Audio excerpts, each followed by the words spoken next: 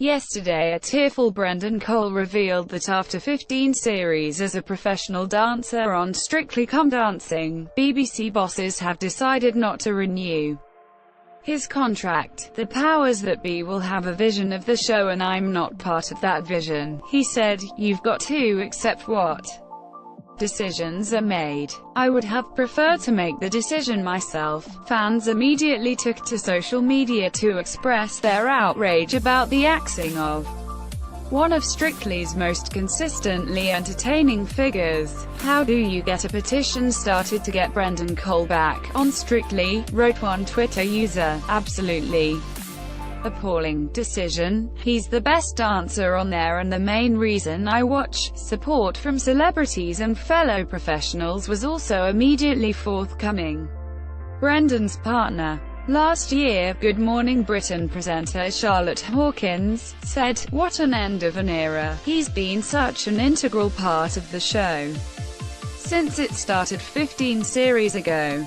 It won't be the same without him." And fellow dancer James Jordan, who competed in 8 series and is married to former Strictly winner Ola Jordan, went even further, declaring, "Seems like they don't want anyone on the show that has an opinion, especially when he played a massive part in making the show what it is today, as one of only 2 dancers, along with Anton Du Becker, who has appeared in every series since it began in 2004. Brendan, 41, has not only built up a huge fan base, but from the start has been responsible for some of its most controversial moments.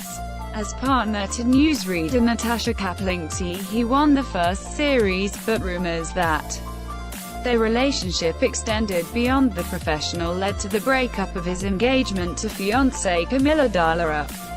The couple had been together personally and professionally since 1996, competing for New Zealand before they both landed jobs on Strictly. But following his win they split, with Camilla declaring, "My life fell apart. I remember one show where Brendan kissed Natasha good luck behind the curtain as the opening credits played.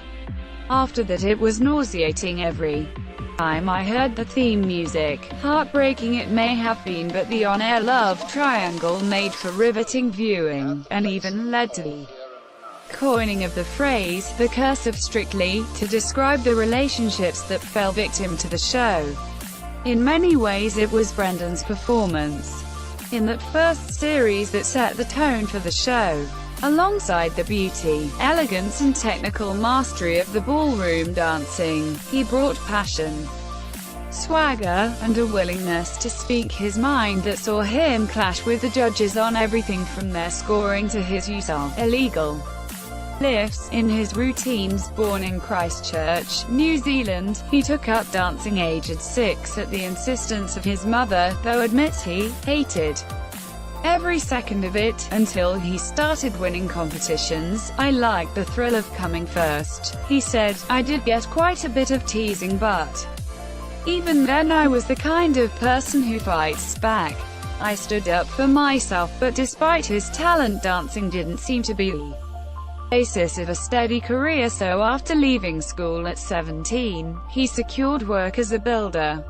It was only during a stop-off in London, after a dance championship in Ukraine, aged 18, that he vowed to devote himself to his passion. "The UK was the #1 place for dance," he said. "I vowed I'd be back before I was 19. I saved to buy a one-way ticket and within a year I was back with £1,000. The following year he met Camilla, and when Strictly Producers cast dancers for the show in 2004, his combination of technical brilliance and quick temper made him a natural for primetime TV, and as Strictly's bad boy, he certainly lived up to his reputation.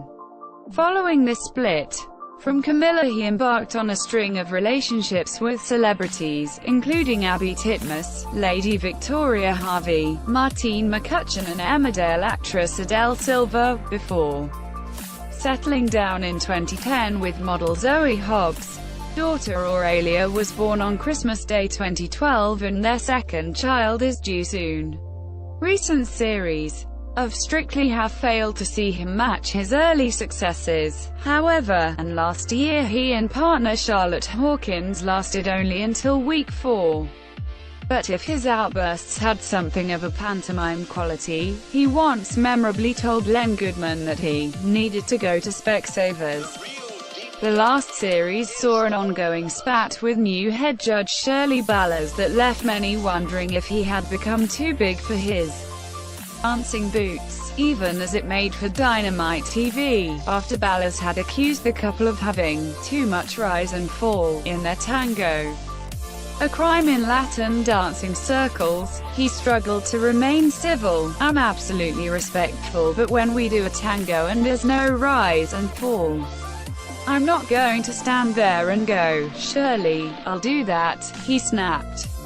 He also responded to Ballas's suggestion that he needed a simpler routine by saying, "I think she should keep those opinions to herself," adding, "If Shirley wants to swap places, I'm quite happy to judge. I know how to do that." Despite the clashes, however, he remained one of the show's most popular ambassadors, and last month even shared a cha-cha-cha with the Duchess of Cornwall during filming of the Christmas special at Buckingham Palace.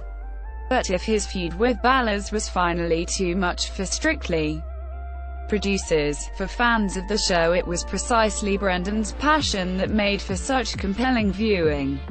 Daily Express TV critic Matt Bayliss says that axing their most recognizable star dancer is a risky decision by BBC bosses.